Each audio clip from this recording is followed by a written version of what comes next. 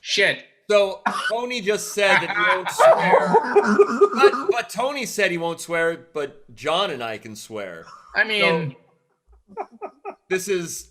That's how we start off this episode. That's how we do it. This is Steve Arajo, John Moody, Tony Paleo. episode fucking 28 of The Big Bottom. Because almost to 30. I don't think we reap any benefits right now. No.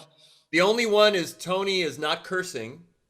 So Jonathan and I are the two. I think the only thing is maybe at this point in time, the Big Bottom is debating moving out of the parents' basement because it's not on their health insurance anymore. And the dad of the Big Bottom wants him to clean his room, maybe go out and get a job. I don't want to clean my studio. Yeah. I don't work at Blockbuster anymore. I don't want to go over there. My 1980 Toyota Tercel is on its last leg, but it's got a Toyota Tercel. Oh, that's a pull. Yeah, I had it's a great car. I had a Corolla. Oh, nice. 80 Corolla. I'll never forget. It was I loved it because it was it didn't have a color. It was primer. It was like primer gray, Mm-hmm. And that's in now, matte finish. It was a matte finish of a car. Yep. And I remember I drove that forever. I loved it. That's awesome. Who did we have on the show there, Tony? We had the wonderful Jonathan Herrera. Yeah, awesome. Probably wealth of information. Single-handedly responsible for many of us buying a lot of gear. Ooh, yeah. I mean, he's done a lot for this industry, actually. You young kids with the interwebs won't know, but there was a time where we would get our information from printed publications, and that was Bass Player Magazine. Like, it would come to your door every month. Yes. And you read this little thing called a mailbox. Mailbox. You guys know about mailboxes? Yeah. But it was really great to hear, I remember seeing him at, every episode, Mm-hmm. him and, like you said, Bill Lay, Chris Jizzy, Carl Coriat, those guys were like, and then Jim Roberts before. Jim Roberts. Yeah. And that was so iconic, man. It was really, man, and wealth of information, Studio Pro. A real player.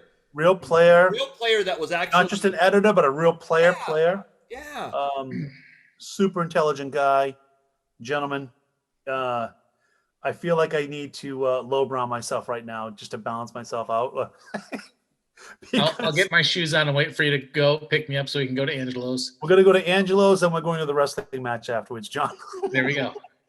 And we're going to force Steve to go. I'll go. It's as long as it's not Star Wars or the Battlestar Galactica or whatever the show is that you guys watch.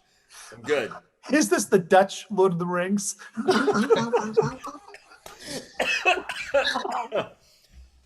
Rambo, Lord of the Rings.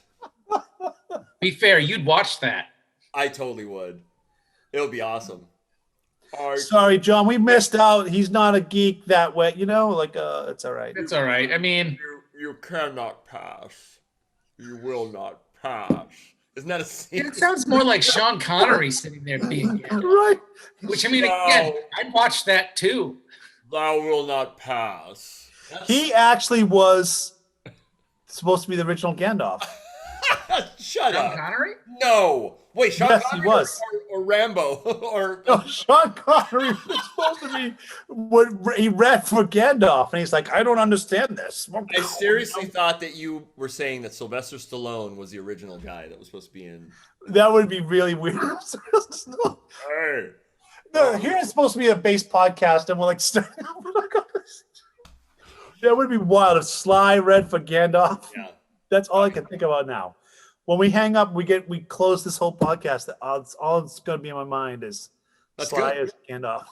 Success, much success. No, but it was a great podcast. Wealth of knowledge. Jonathan was fantastic. Yeah. Yeah, and the behind the scenes talking shit was pretty funny too. That was great. That was Yeah. good. That was great. No one will ever know. That was gold, actually. You know.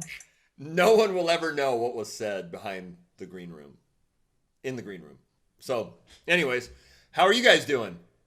Good. Good. Good.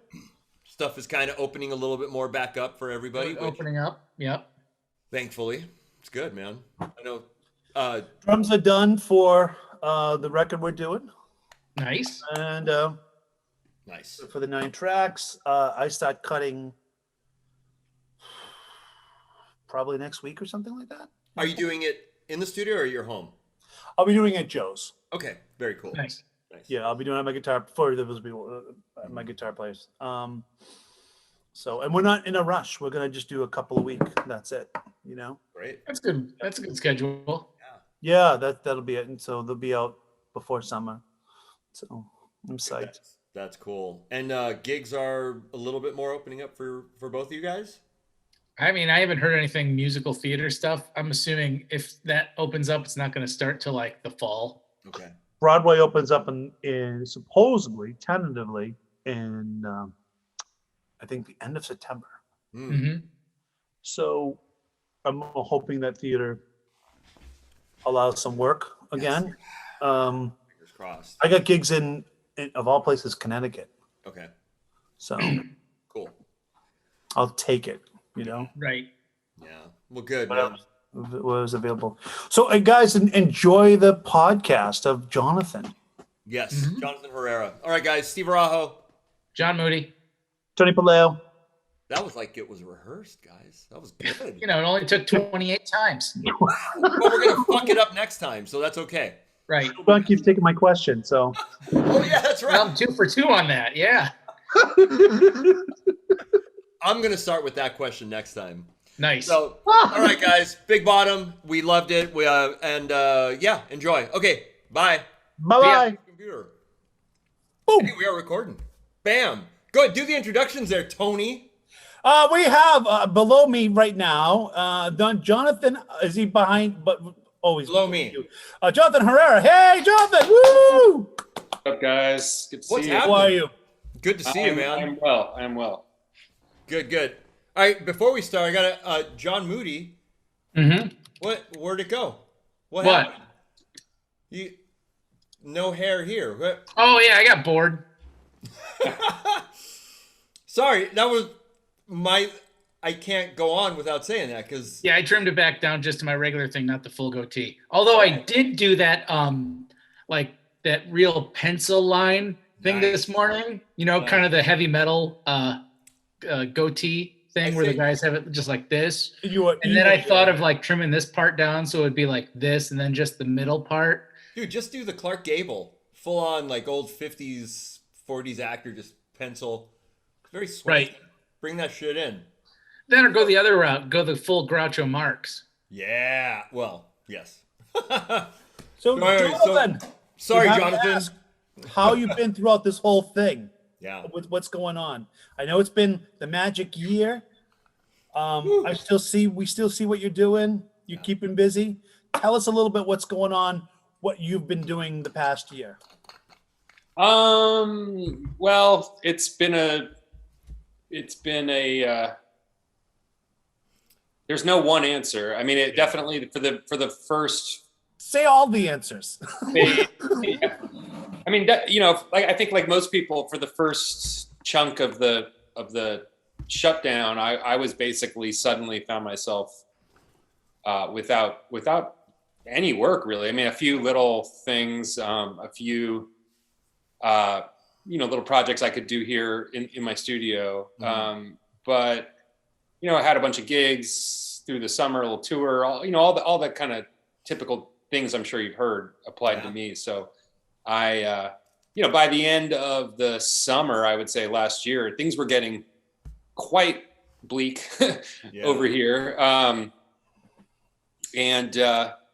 Just navigating it. I mean, fortunately, nobody close to me, I mean, at least nobody in my immediate family or any loved ones were seriously ill, or I mean, that would be a whole other degree of stress. But yeah, just coping with that reality, and then early days, I did a couple streaming things and hosted a couple streaming performances here at my studio and participated in some, and like everyone, we were trying to figure out how to navigate this. And, quickly the goodwill, sort of the tank of goodwill from the audience kind of ran dry because everybody was doing that at the same time. Yeah. Although there were a few of those, the virtual tip jar was helpful. Good. But yeah, so I, just muddled through, and then in the fall of last year, I began, a couple other projects came through, mixing projects, and then I also started to work with Scott Devine and Scott's bass lessons. Oh, cool. Yeah. And that has been a really great thing on a number of levels. Just and practically speaking, it's provided me a means, partial means of supporting myself, and more importantly, just feeling productive, and again in a sphere that I have a lot of experience in and I enjoy, and it's enabled me to travel some and just become involved with that team, who I think are doing, I don't think it's really arguable, they're doing some of the best, certainly the highest quality content relating to bass and especially bass education online. So that's if there was one kind of dominant force in my life since fall of last year, it's been kind of the expanding relationship with SBL, and and then in the last few months, I mean, weirdly, I had like a New Year's gig that was out of nowhere. Oh wow. Huh. And then I had another gig the other weekend. So there's you can tell there's these little tentative sprouts are starting to. You're playing with Ben Masika, right? Yeah, Ben Misterka, the guitar player. Yeah. Just a kind of, casual. Kills it, by the way. Oh yeah, he's great, man. He's great. Great. Cool. Yeah, we've done a bunch of stuff together here and kind of off the books, just jamming. I mean, we're all so rusty and just feeling, and I think the psychological impact of not being able to do the thing that it is that we do in order to kind of bring balance into our lives and feel creatively inspired and stimulated, to have to suddenly go without that for so long, it has all these unintended consequences you only discover when it happens to you, so so it's been great. He's been one of the guys throughout this time, we've got masked up and jammed or played some tunes and stuff, but yeah, so some I feel that and I think one thing I've learned is one's experience of this time is highly dependent on where you are, because I have friends in other parts of the country. I have a friend in Atlanta, for example, who it's basically there's no pandemic there at this point, and that's not the case here. I'm here. My studio's in Oakland, California. So we were, San Francisco and the Bay Area was very early to we always take this kind of thing very seriously. And so, it's been, this New York, I think similar, very, very Boston as well, where I am. It's yeah, I think coastal places are more taking it more seriously. I always say that, I'm in Orange County and it was like quarantine light, I mean, right. We were quarantined, but it wasn't like, let's say LA, because we had artists that would come down to GNL and they'd be like, oh my, this is night and day. So it was very regional, I mean, obviously we took all the precautions and all that stuff, but it was just the vibe and the feel. I think Orange County, like you said, coastal was very, it was not as severe as let's say Boston, New York, Oakland, San Francisco. Because I know San Francisco, we shipped out a couple of instruments to a couple of artists, and it was like their only contact to the world, and they're like, and we really, we sent it, I think either FedEx or UPS, one of the two, and they couldn't have been more happy. They're like, oh my God, we haven't seen anybody, the FedEx guy, and it was like this little ray of sunshine. So it's so bizarre, this whole thing, how regionally different it's been. you know? Yeah. So, and like you were saying, even just, you know, we talk about this all the time, just the psychological impact of this, you know, especially at the beginning when you didn't know what the fuck this thing was, you know? I mean, it was pretty scary, you know, for everybody. So that definitely was one of those. Yeah, it was like Brian Bella. Brian, what did he say when he was on here? He only sees his the UPS guy. and that was just a few weeks, like what was it, a month ago? Yeah, he's like, you know? this is who I see. Ooh, so that sounds like Brian. Yeah, yeah, but, right. You know, thankfully, you know, hopefully we're on this other side, like you said. You know, I've talked to a lot of people that are, you know, the gigging is kind of trickling in little bit by little bit, corporate gigs, you know, fly out dates and stuff like that. So, you know, fingers crossed. Yeah, but here it's state by state, like Connecticut and Rhode Island are opening. I have gigs in Connecticut next month. So I'm like, yay.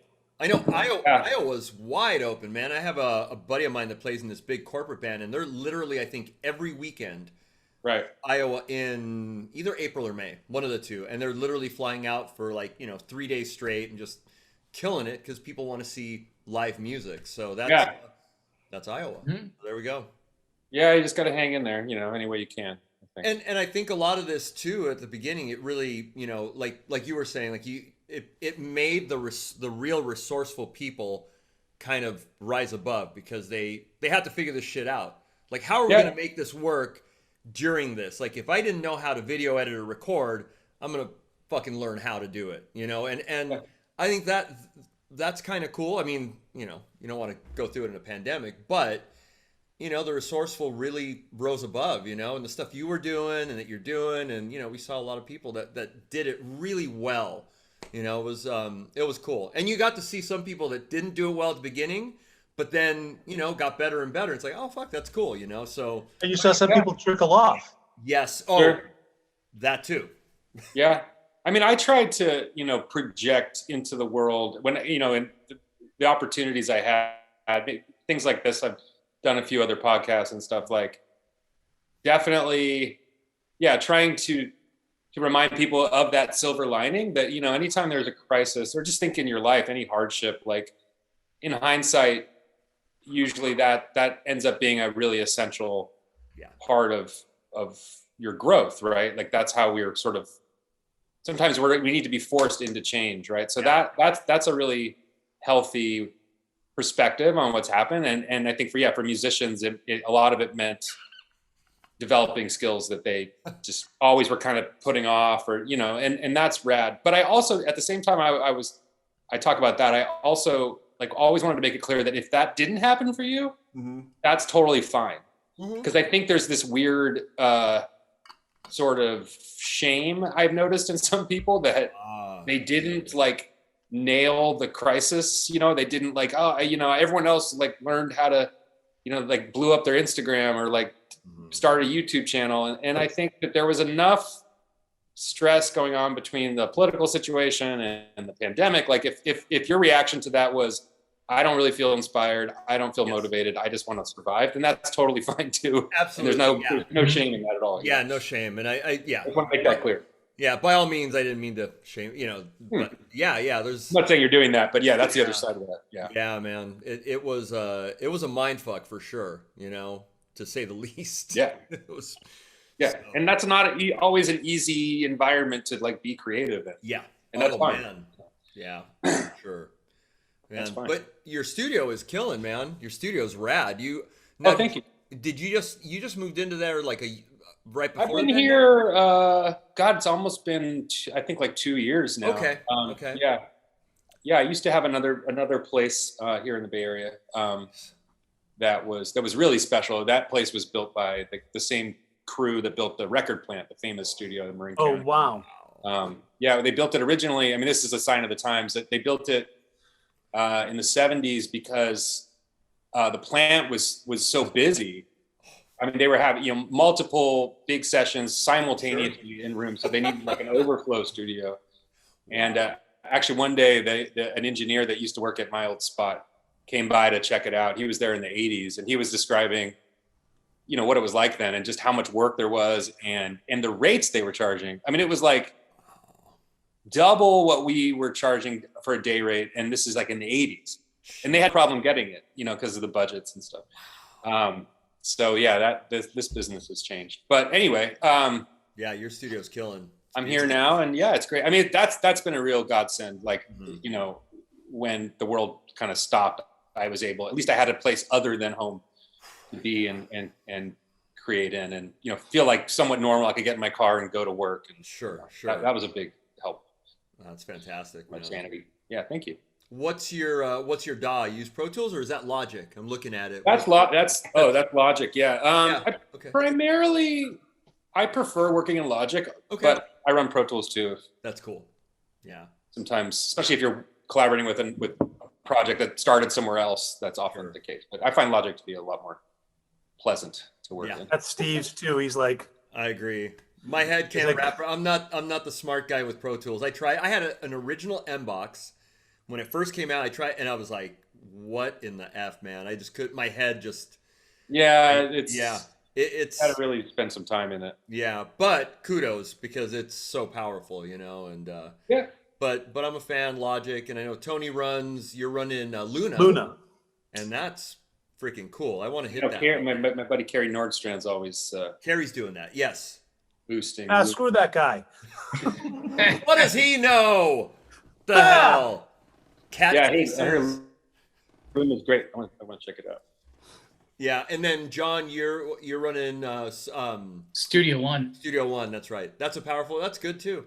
Yeah. They all do the thing, Dude, it's poop in, poop out, or good in, good out. Whatever you put in, if it's shit, it's gonna be shit. If it's good, it's gonna be good. That's it. That's the way it works. I keep on looking over John's shoulder, and I see like a yummy looking stable going on back there. Oh yeah. That's a little bit of the stable there. I mean, you want to show and tell, or what do you want? Hell yeah. Grab your 3 favorites. Not all at once. I'll show you the newest edition. Yes. Let me see. This is the newest edition. Oh, AC. Cool. Is it an AC? Not Hello, an AC. George. It's a BNF5 Okay. from the year 2000, which I actually have one of my long time kind of most favorite cases is the fretted that was also made in 2000. So these are kind of like cousins. But yeah, this extended fretboard all the way to the. Yeah, it goes to like 28. Yeah. Okay. But yeah, this thing's insane. I've always wanted one. When I was a kid, I got the Bass Player magazine put out a buyer's guide in like 92 or 93 maybe. And you know how it was then, like that was the place where the only place you could see pictures of this cool stuff. And I remember they had a picture of a Lancaron, like the AC fretless, and I just thought it was the coolest looking thing I'd ever seen in my whole life. So I've always had this little Yeah, I mean, in the realm of fret lie or fretlesses, that's one of the definitely one of the best. That's one of the best up there with like Padula Pentabuzz. I mean, that is like the fretless to have. Yeah, it's pretty dope. It's passive, which is pretty cool. It's got okay. Got this the piezo setup. No, it's just magnetic. Nice. But it's the same. It's basically the same bridge and saddle, except without the piezo pickups. Okay. Of the AC. It's cool, and I'm sure it's doing something. It's a little annoying. Yeah. From a practical point of view, because there's no intonation adjustability or string height.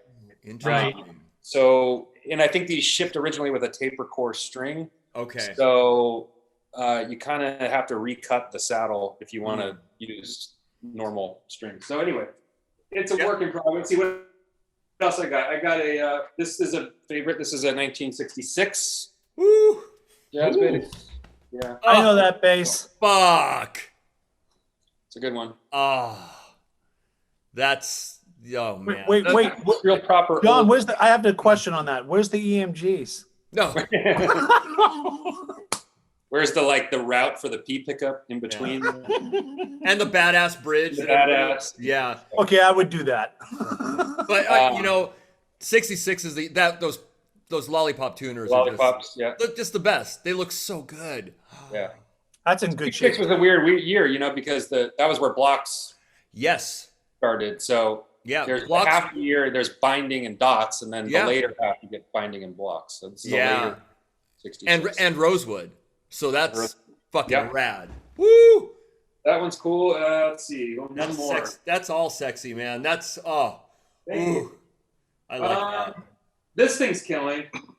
This is this is one of my favorite. This is a Pinot Fender Custom Shop Pinot Pete. Oh. These things are great. Okay. And then I'll show you two more. Yeah, Let's see, yeah. This one. It's because I love these. This is a Callowhill. Dude, I was gonna ask you. Oh, yeah. I was gonna ask you about that. Yeah. Oh, Yeah, it's a Big Callowhill. blades? It's got some weird Bubby Lewis strings on it at the moment. dude, Okay. those bases. It's amazing.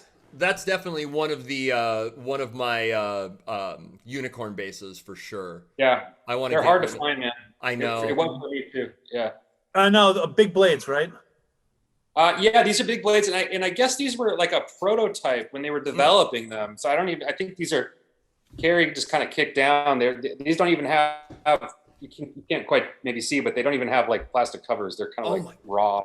Oh, yeah. That's gorgeous. And wow. yeah, this actually when I got it, it had wood, like radiused wood covers with big singles in it and a ramp. Oh, So actually what it looked like in a radiused ramp. So it looked like really just one big block of radiused ebony from here to here.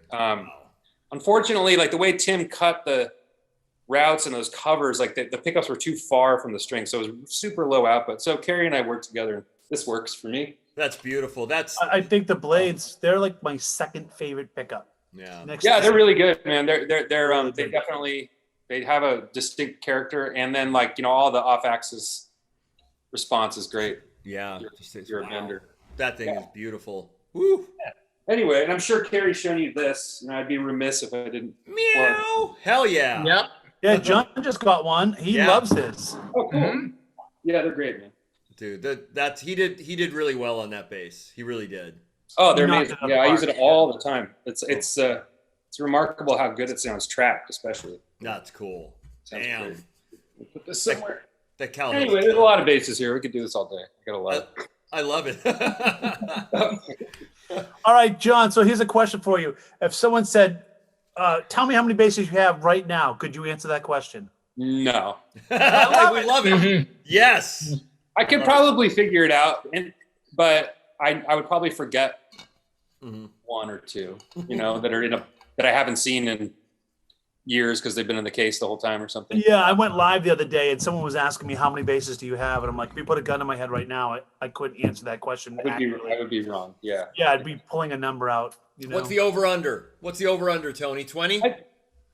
For me or for John? Yeah, for you. For Tony, what's the over under? For me, I think I'm Is it 20?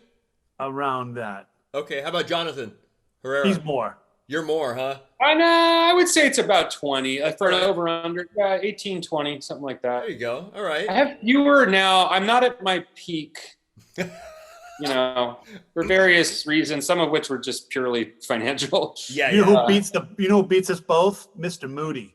It's not by that much. I sold some. Oh, yeah. Do you know how many you have? I like when John's the I worst. on do, something. and that's only because I was updating my spreadsheet with all the serial numbers and stuff for insurance. the other week. Oh, man. I should do that. I always tell myself I should do that. I should do it. Yeah, but I think I've got counting the uprights 23.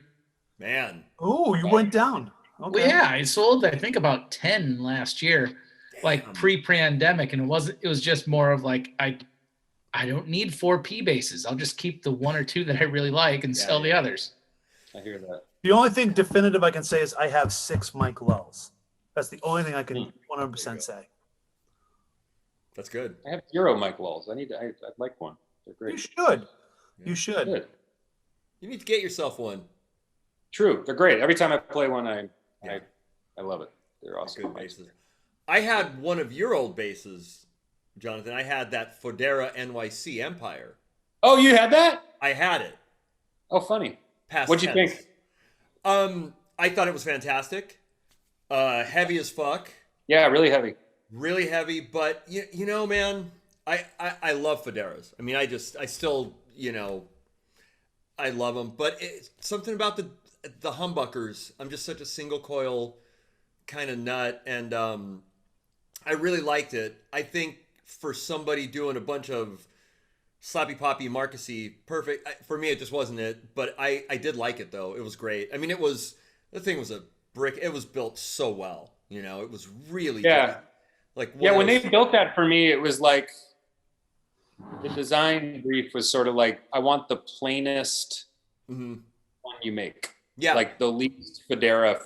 but it was, I want all the quality and the design, attention to detail, but I didn't want it to look fancy. I fell in love with the body finish, and I actually have a G&L Matador that I copied that kind of burst. Oh, cool! And it's a really interesting. Oh man, yeah. it was just gorgeous, But it was it had that maple ash characteristic, very very scoopy, and I try to get it to get a little bit more of that mid punch, and it just inherently didn't have it. The guy that bought it, I think he's in Vegas, and he's super happy with it. So went to a good home. I love hearing where stuff ends up. I know it's kind and rad, but it's a perfect base for Vegas show. Yeah. Big lows, big highs, boom, bah, yeah. You know what I mean? Yeah. Yeah, and sturdy as hell, like overbuilt. Crazy. Yeah, definitely. So, yeah, that was. That's cool. That's good to know. Yeah. John, tell us about your recording project. So, like, let's say you're getting tracks for like, a typical pop band. What would be your workflow? Let's see. What hat am I wearing? Am I playing bass on it? You're playing bass on. Tell me your bass playing role. Yeah. Well, yeah. In fact, this just came up the other day. A friend of mine. There's a great drummer. Maybe you've heard of him. A guy named Atma Anur. He played on a bunch of like Mike Varney, like shred stuff. Richie Kotzen. I actually know. Yeah. I don't know, but I know who he is. Yeah. So we used to play some together. He used to be local, and then he actually moved to Poland. Wow. Just who knows? But I think, sometimes big fish, small pond is a better way to go, I think. Mm-hmm. But anyway, he hooked up with a Russian, with an American that lives has lived in Russia for the last 20 years. And this guy's a singer-songwriter. And anyway, long story short, I got a couple tracks just a couple days ago from this Russian artist, American in Russia. And yeah, so, the process is really, making sure that I get a good sense of like what their expectations are. Often I'll try to get a reference or two. Is there an approach that someone took? And some people are, it really varies. Like some people are very specific and have like a very clear vision, and some people just have no idea. And you kind of feel that out when you're in, communication with them, like how much they thought they've given to the bass aspect. Sure. But maybe they have some records that they dig the approach. So I'll try to get that settled, and then it's really just sitting with the tracks, making sure I have what I need as far as the demo or whatever stems. It always varies like what stage of the tracking process. Sure. I might come in, and often there's a little back and forth where what I'm getting isn't really what I want to hear, or is too much, or is difficult to sync to. That can be a big issue sometimes. Is having to, because especially bass, where there's so much of the vibe and feel comes from the nuanced approach to time, right? Like a beat is a really big thing. So if what I played, when I delivered to them, they flow it in and it's off by a few milliseconds for whatever reason, then that kind of disrupts this intention I brought to the tracking. So I want to make sure that's all really, really clear. And then the real challenge, and then then it's getting a tone that's informed by so many things, like the the style, the vibe of the track, like what I hear, what I think will work. You know, that's one of the cool things about having I have a lot of basses, but I can say that they were picked mostly pretty strategically. Mhm. You know, I mean, there's a few that there's some redundancies for sure. I have a few P basses, you know, and a few, but I can say with you know, all honesty, like of the 20 whatever basses I have, they all sound pretty different and they all cop different vibes.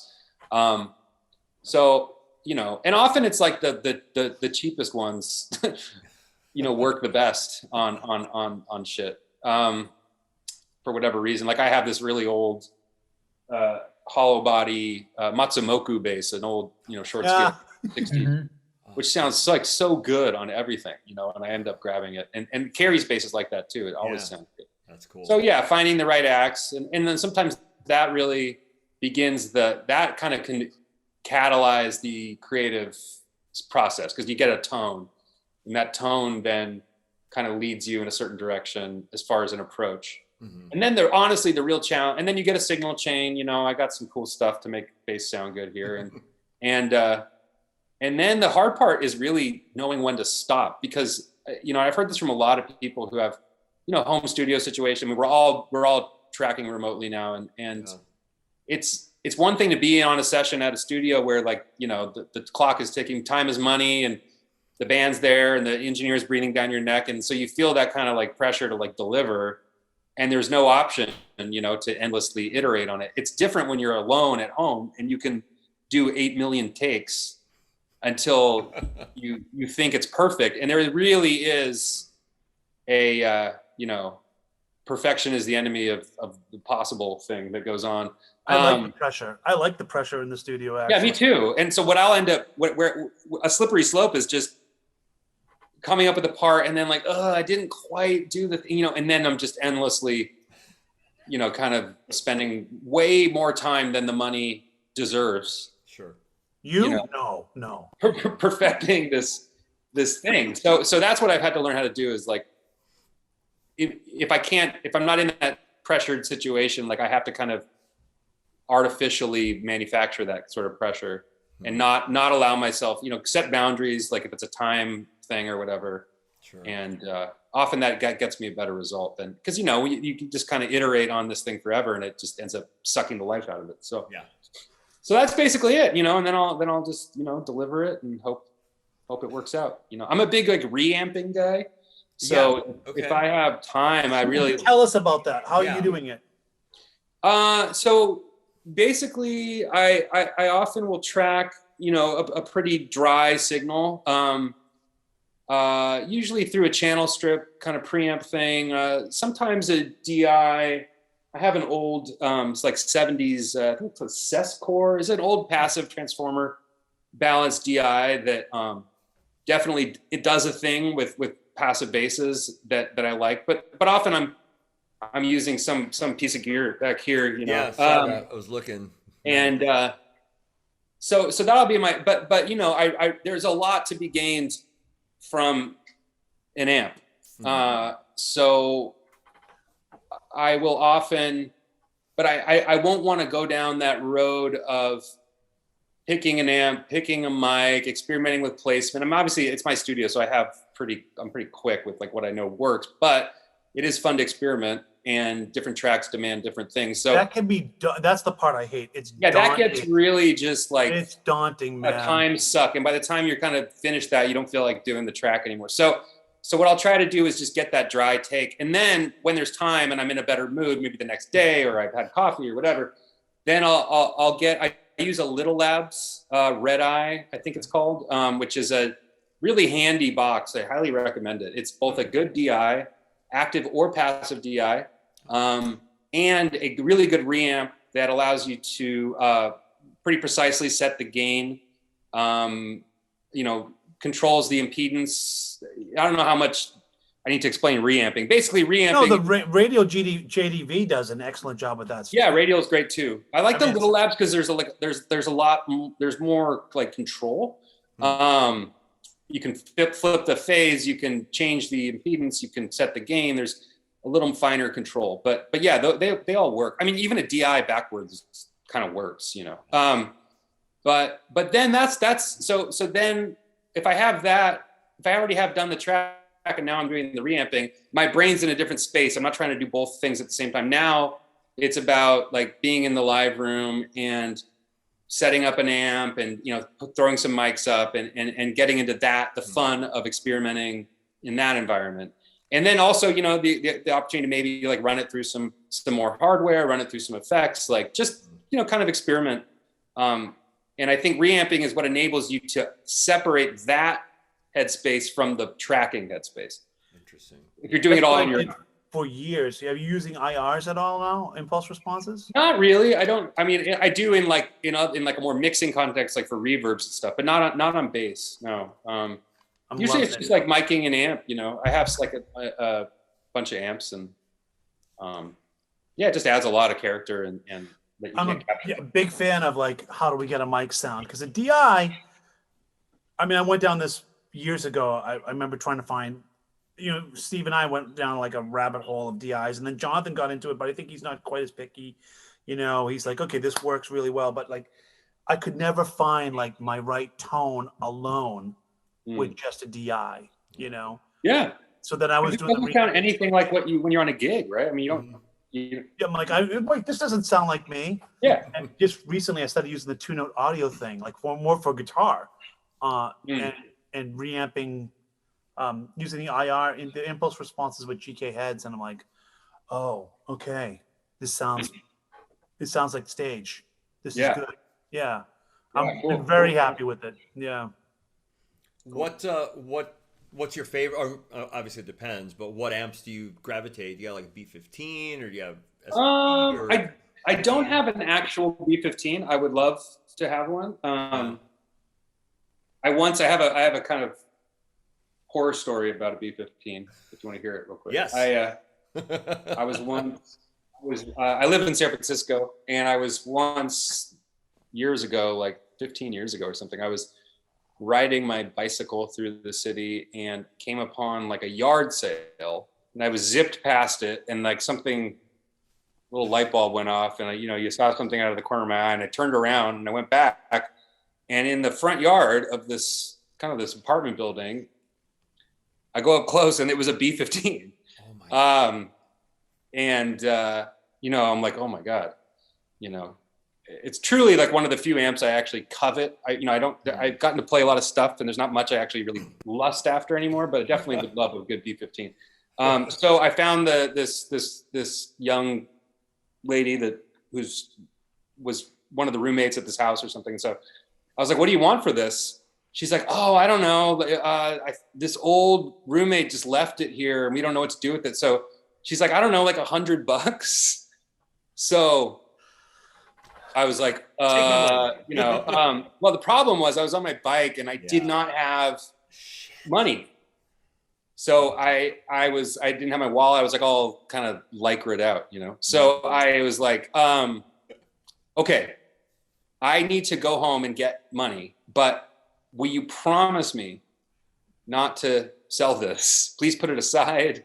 I'll be right back. So I race home. I get my wallet. I go to the ATM, get out $100, come back. It's not where it was. So I'm like, okay, well, maybe she put it in aside waiting for me.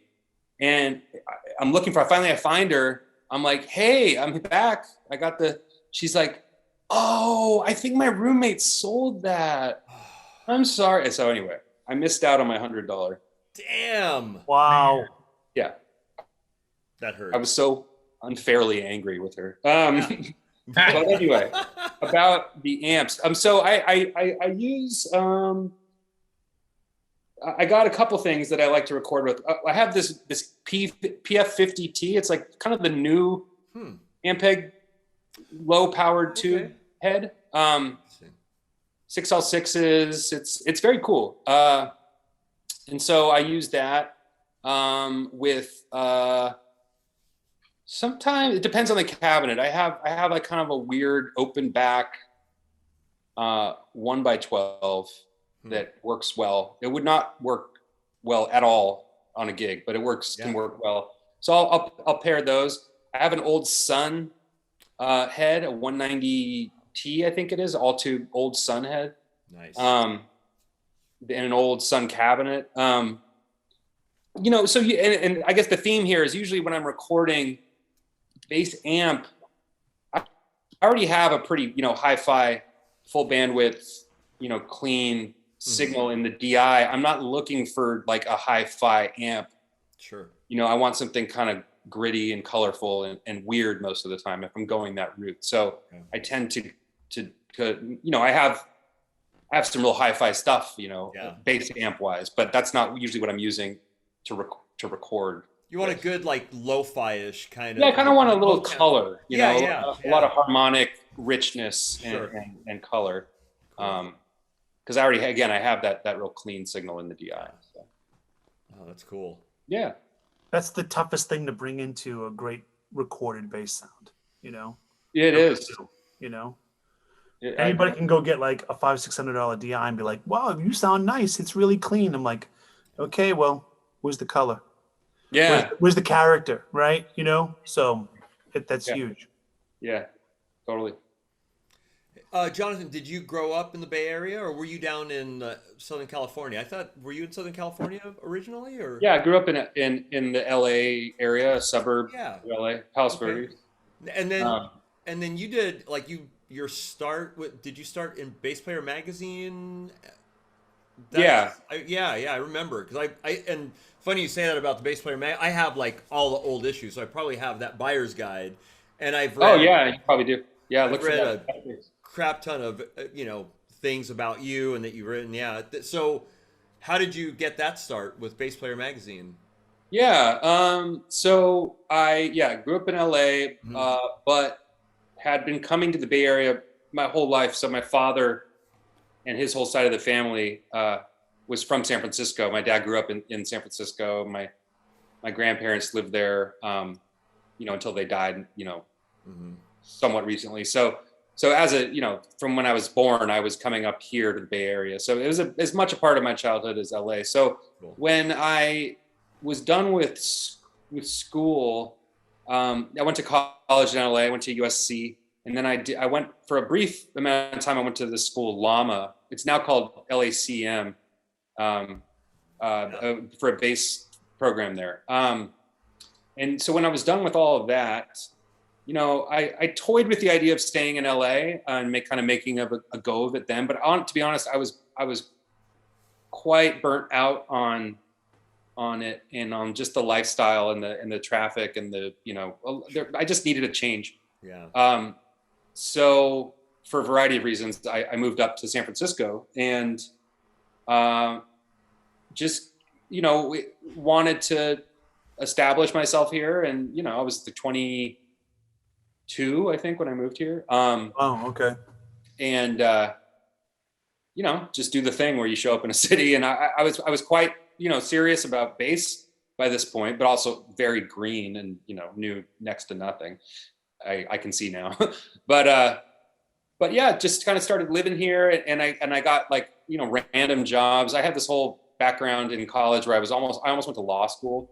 So, a lot of my, kind of work experience through college was actually in that field. And I even applied to law schools and took the LSAT. I did all that stuff. And then at like the 11th hour, pulled the plug, which I'm, you know, very glad that I did. But it meant that that's kind of, you know, the kind of jobs I was moderately qualified for. So I got some like shitty job at a little law firm. And I was just kind of being a kid in a city. And then, I heard from a friend of mine that worked at this company that owned a bunch of shit, including Bass Player. And at that time, Guitar Player and a couple other magazines, that there was some job opening at Bass Player. And I also, somewhat coincidentally with that, read a Craigslist post for a job at Bass Player.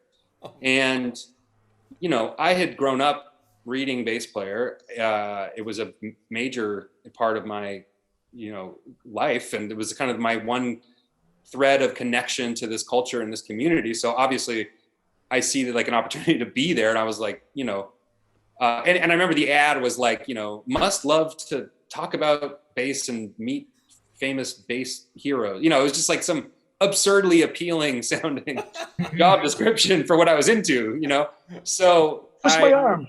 I remember, and I was also quite miserable, I think, kind of doing this law firm work that I hated. And so this could not have come at a better time, and I was like, well, I remember thinking, okay, if I don't get this job, like that means something. I'm going to join the Peace Corps. I'm going to move to, Cambodia. Something major is going to happen because this is it. This is the opportunity. This is my break, So I put a lot of work into that. Wow.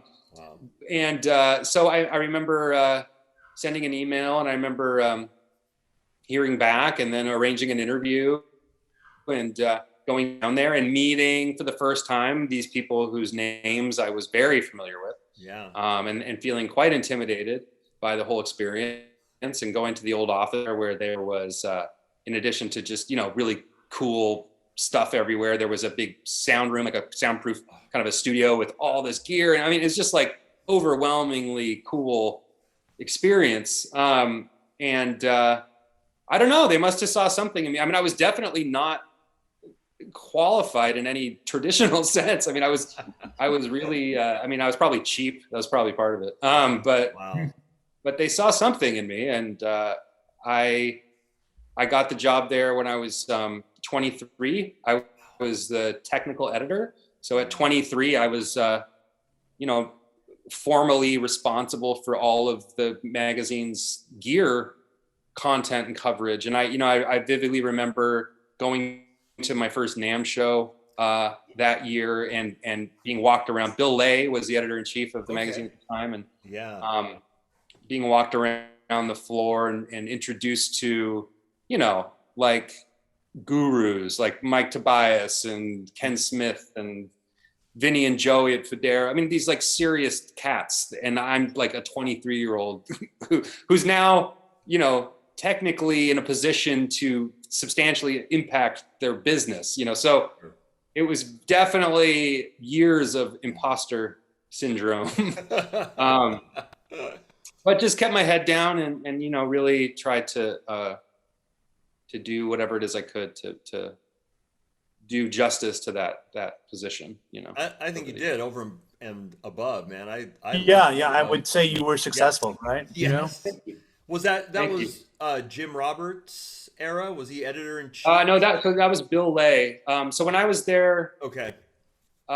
Bill was the editor in chief. I was the technical editor, and eventually, by the time I left the full-time staff, I was the editor in chief. Okay. I ended up in charge of it the last few years. And I, for better or worse, I was really there to see its decline. just and it wasn't through any fault of our own, really. It was more just the trends in the way people consume media, which is why we're on a Zoom call, video and not. So I in some ways there was definitely like a peak. I mean, I think when I arrived, I started in 2002. Okay. That was definitely like the glory days, right? I mean, the magazine was thick and the internet had not really come to dominate that space yet. There was no Talkbase or anything, no competition there. So, and then steadily, the readership started to erode, the magazine started to shrink, the advertisers started to kind of, so by the time I left, it seemed like the writing was on the wall to some degree. But I did maintain a relationship there and kept writing stuff until not that long ago. Yeah, that's awesome.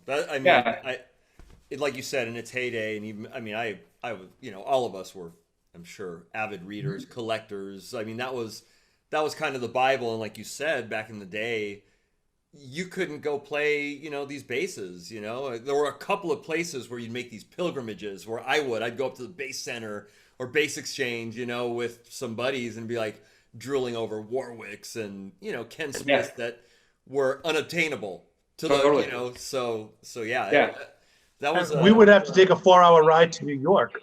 Oh, right. Okay. Yeah. It'd be like, hey, are you gigging this weekend? No. You want to go to New York? Oh, no, just to try. And I'm like, hell that's yeah. really, All right, we'll get up early. I'll get you at 5. You know. I mean, that was the coolest. I mean, there was a lot of cool things about that job, obviously, but definitely personally, like I got to play like everything. So I always maintained a really busy playing life, and I would see some other people in that field start to kind of lose their energy to play and kind of just become more like professional journalists. I never wanted to do that. I always defined myself primarily as a musician and then as a kind of a music journalist second.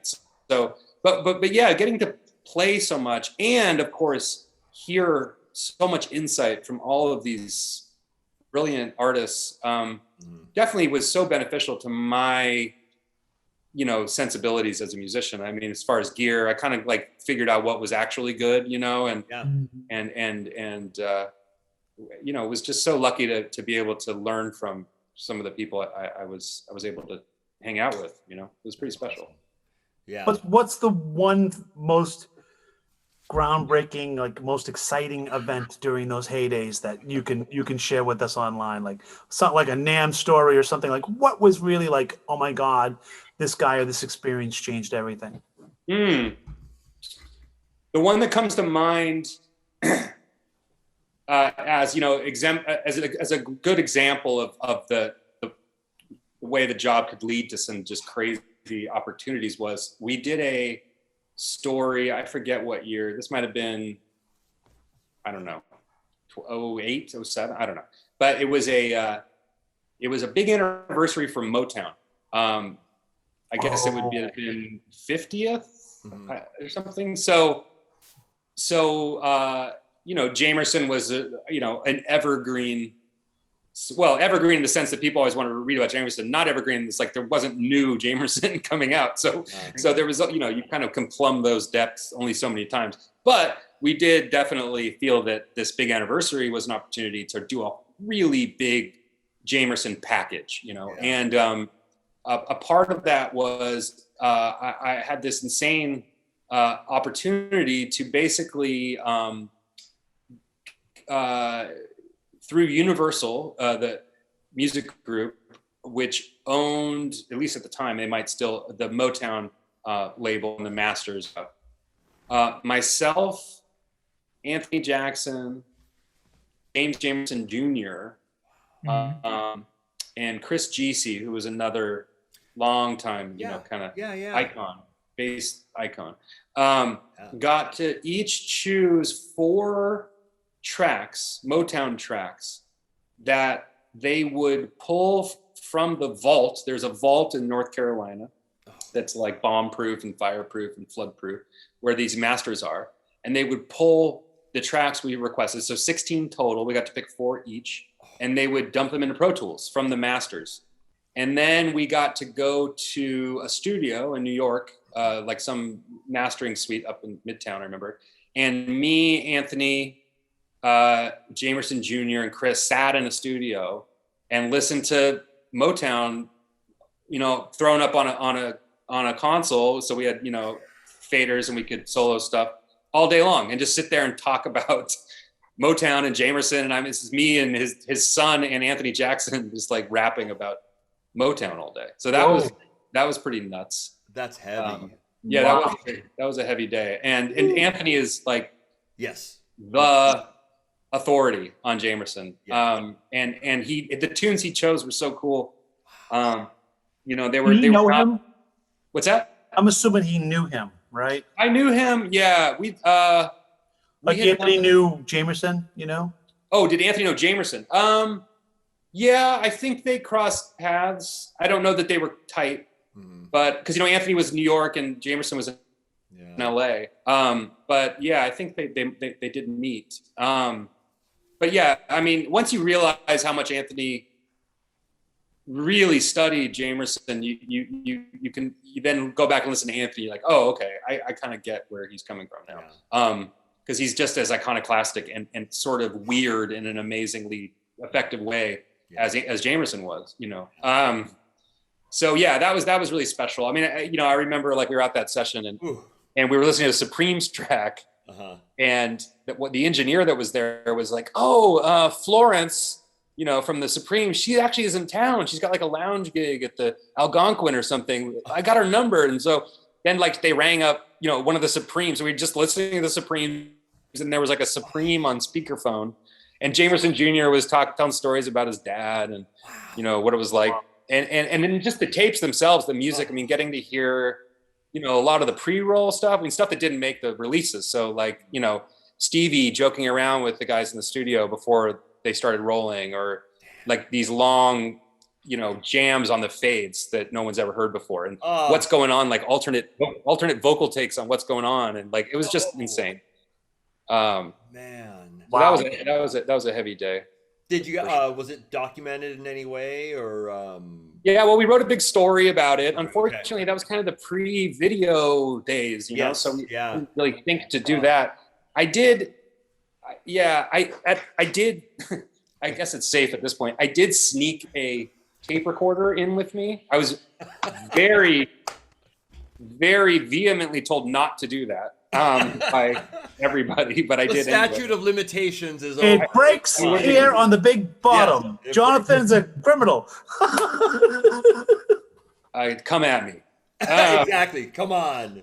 Oh, dude, that's awesome. And do you still have the tape? Well, that's the thing. I don't know Oh, where that is. It was actually digital, as I recall. It's like the early days of like a flash, you know, the Zoom thing or something. So somewhere that file exists. It's not super high quality because it's like stuffed deep in my pocket. You know, but that's so funny, you can hear a little bit of the chatter. dude. Yeah, that was cool. I mean, I have so many. I mean, being there was such a lucky thing. I mean, I have so many crazy. If you're into bass and bass heroes and, you know, hangs, there was a lot. That's a pretty big one. Mm-hmm. That's You know, I think I remember the story on it. I remember the story in Bass Player, but I don't remember. Cool. Yeah. Like hearing it like this puts a whole new light around it. Yeah. You know? I mean, it's radically different, you know? Yeah, it was really special. I mean, the coda on that night was, it just so happened that there, at the Iridium, there was a band, I forget their name. There was a fusion band in the 70s that was Tony Levin and Gad and maybe David Sanchez. It was like, I forget the name. They did like one or two records. Anyway, they were having some kind of like reunion series of shows at the Iridium. And so that night we were like, oh, let's go see this thing. So, you know, I ended up at the Iridium with Jamerson Jr. and Anthony. And then at the break, Tony and Gad, you know, came over to our table, of course, because it's not because of me, because it's Anthony Jackson, Jamerson. So I remember I'm at this table, and it's like Anthony Jackson and Jamerson Jr. and Steve Gadd and Tony Levin. And, you know, it was like, wow, like, how did I end up here? This is just my thoughts in those moments, like, don't ruin this. Don't even say anything. Like, don't fuck this up. Don't say anything. Just stay quiet. Yeah. That was a fun thing. You're gonna be like, "Hi, I'm John." Just don't try to. Yeah. Just don't participate. This is not for you. You're lucky to be seen. Well, that's good. You had the wherewithal to know. Lots of those. Like, I'm staying in my lane. That's awesome, man. That's killer. That's killer. That's a And great story. How about piece of gear? Right. Guys? I know how to do it. Yeah. Is there a piece of gear or a bass that you felt was like, whoa, this is just great, like fantastic? I mean, just blew your doors off, kind of. I mean, there was probably a lot, you know. Yeah. But yeah, stuff would come through. Honestly, the things I remember more. Mm-hmm. I mean, yeah, there's basses that came through that I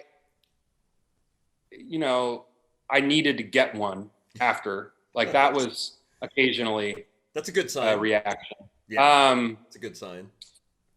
But I was going to say the things I remember more are the failures, to be honest. Yeah. Because can you share that, John? I have one. Okay, we'll move on. That's okay. No. I have one. I have a question on, which tripped me out, was the Atlantasia shark bass. Sure. I don't mind. I'll be honest. I mean, I don't care. Yeah. That Say again? That Atlantasia shark bait. Wait, say that again.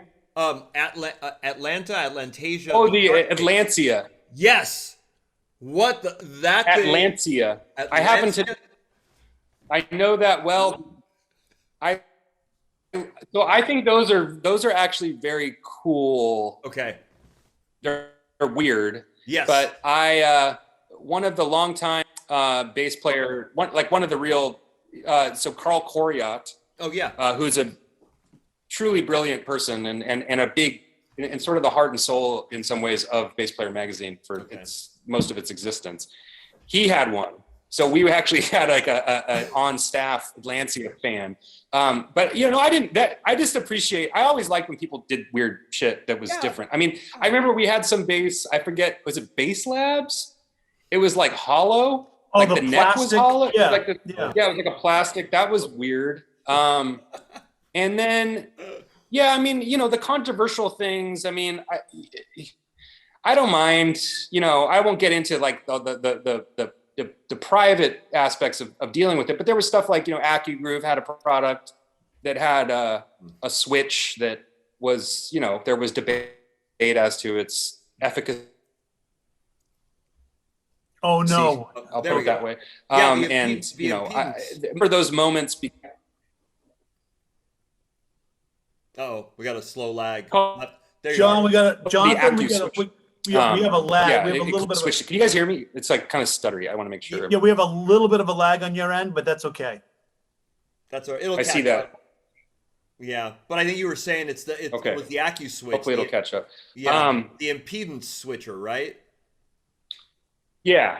Yeah. Yes. So, it turned out to not do what it was claimed to do. And so I remember those moments a lot because it was so stressful for me because I, especially then when Bass Player was, more impactful, I knew that, okay, if I publish this thing, like someone's livelihood is at risk, and who am I to so a lot of anxiety would go into those kinds of things and really just underscored the need to really have a pretty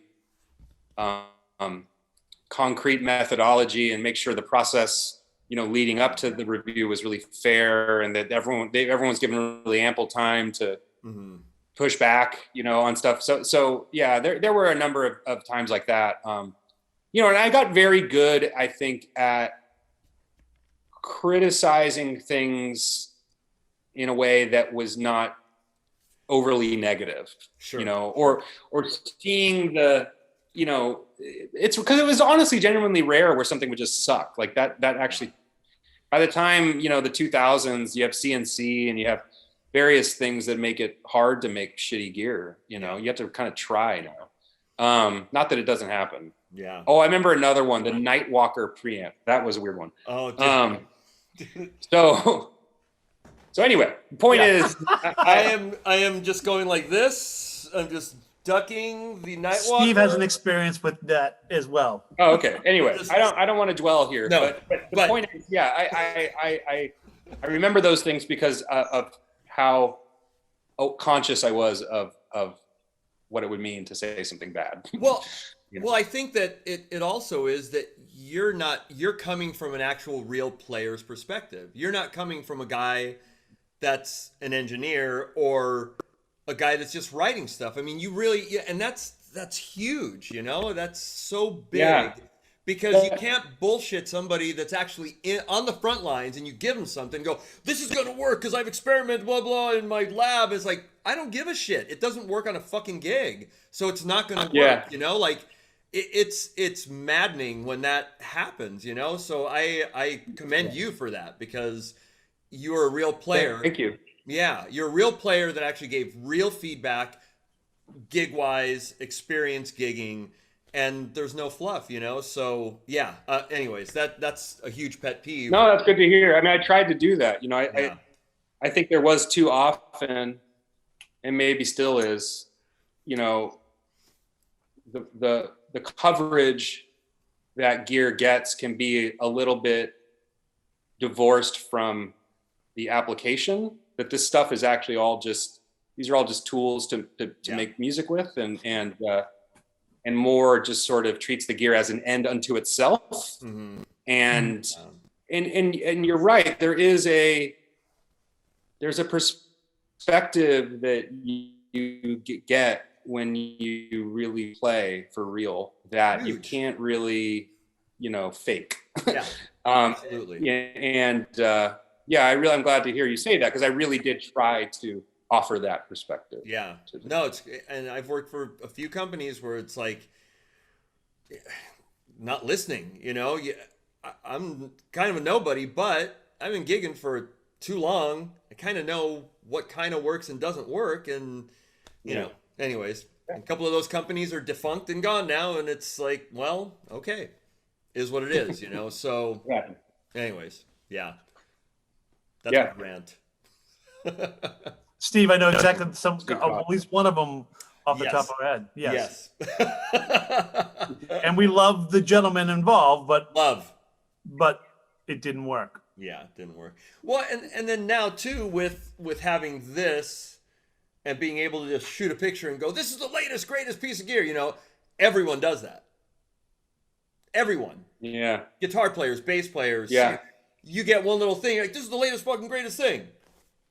Okay, like everyone's trying to do that. So there's one of those things where you still have to kind of flush out the BS, or I don't know. It's a tough one, but everybody is a media marketer now.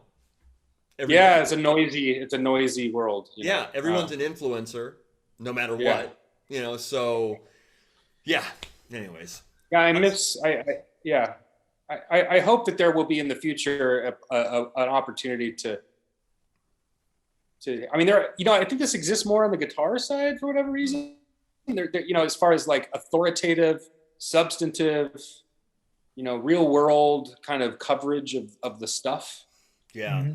And I think there's a risk. I would always think of players that are just kind of getting into this bass thing and try to speak at them, and now, back when in the bass player days, like there weren't so many people competing for their attention, and it was, they might have a teacher who's like, oh, you want to know like about bass, you got to get a subscription to bass player. But now if they go on YouTube, they're like bass reviews. There's going to be a lot of stuff, 90% of which is not trustworthy. So, I hope one day to maybe be part of bringing back some of that.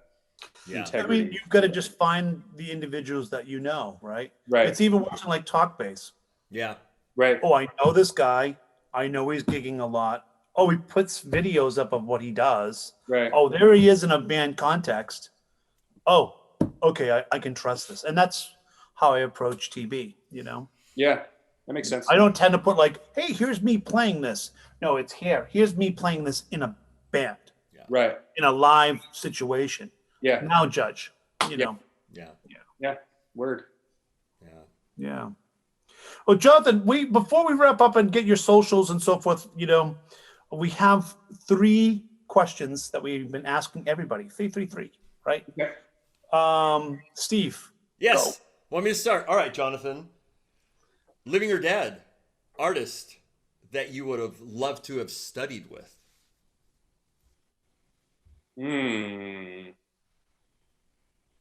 Studied is an interesting wrinkle to that question. Yeah. Take it how it is. It's study, whatever, like study the art or study the... Honestly, the person I would most want to spend time around musically that comes to mind is Joni Mitchell. Oh, it's a good one. Whoa. Left field. Yeah, he's a genius. Yes. Mingus, one of the best records ever. Yeah, I mean, so many, But just Joni. her, I think we all are most drawn to the artists that sort of redefine our sense of what's possible, and I think, Joni is really one of those people on so many levels, I mean, just harmonically alone, like she had a very singular Yeah. harmonic understanding, and just to kind of learn, okay, how can I be as confident and bold in my creative expression as you are, and just pump out great stuff. I just want to see her process. Would have been really, really cool. I love that. That's badass. I like that. That's good. We haven't heard that one I yet. haven't heard that one. Yeah. How many Jockos did you hear? What's the Jocko count so Actually, far? no one. None. No one. Oh wow. No one. They know it's 2 on the nose. They're not. They want to say it. They want to say it. Exactly. But speaking of Joni, it's like, you listen to her even do just singing and playing guitar, and it's like an orchestration. It's fucking she's Amazing. She's amazing. so harmonically like above and beyond. She's ridiculous. Anyways, that's cool. All right. Who's asking the next question? Tony? It's Mr. Moody. Mr. Moody. Let's see if I remember my correct one, because I think last week I stole yours, Tony. You did, but that's okay. Let's see. Okay, living or dead, who would you share a meal with? You did it again. That was it? I was sitting there being like, no, I'm not going to do it this time. Shit.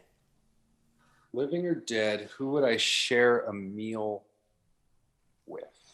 Living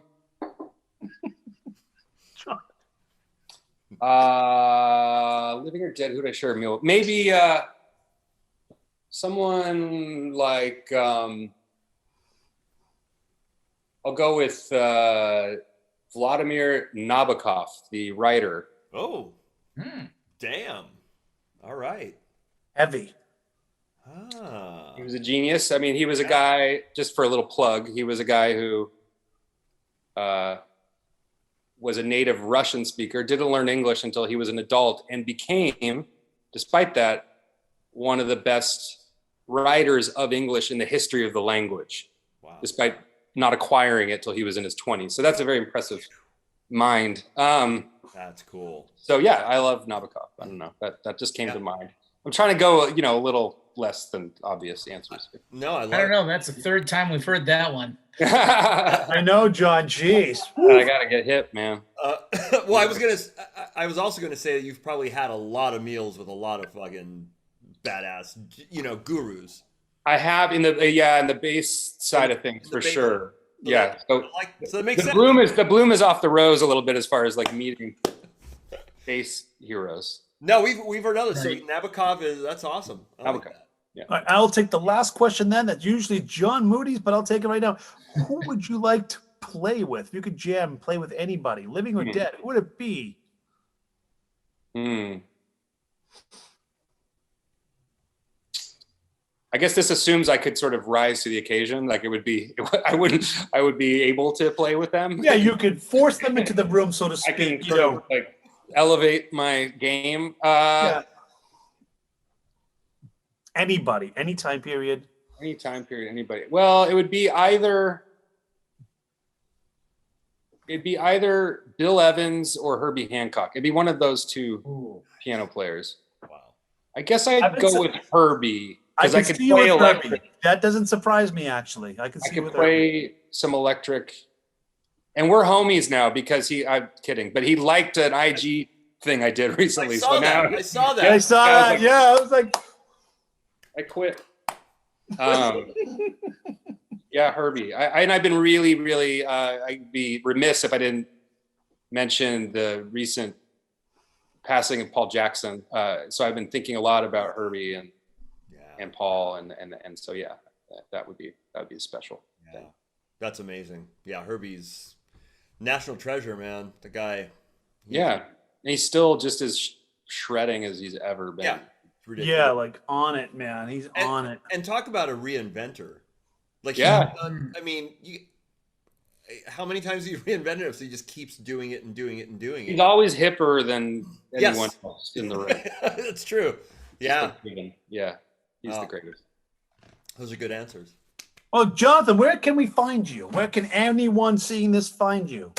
Well, let's see. On Instagram at John Herrera _music, JONHERRERA _music. I'm on Facebook.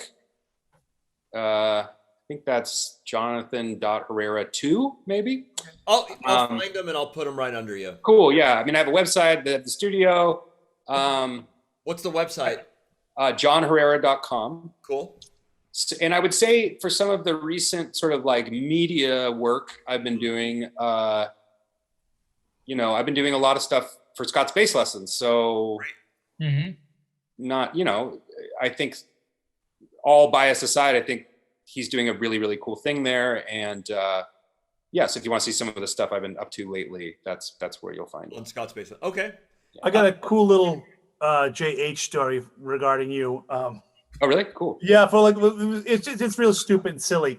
I burnt a body like a few years ago. My parents came over, and I thought I would just shock them by taking a body and putting it in the pit in my backyard. Base body. A base body.